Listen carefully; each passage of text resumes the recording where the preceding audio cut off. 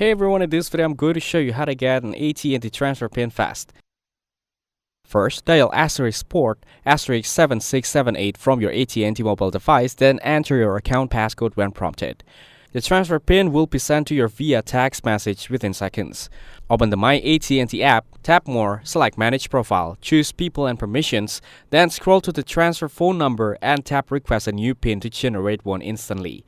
Log into your AT&T account online, navigate to Profile, select People and Permissions, tap Wireless, choose Transfer Phone Number, and select Request a new PIN to view it on the screen. Note the PIN expires in 4 days, 14 days for business accounts, so request it close to when you're ready to initiate the port to ensure it's valid. Ensure your number remains active and account locked is behind before requesting the PIN suspension. Disconnection or locked status can block your ability to port out. Only the primary account hold can request the PIN. AT&T reps and employees cannot generate it on your behalf, so use the above methods directly. Thank you everyone for watching this video. Hope you guys some value. Make sure to like the video and subscribe. Goodbye.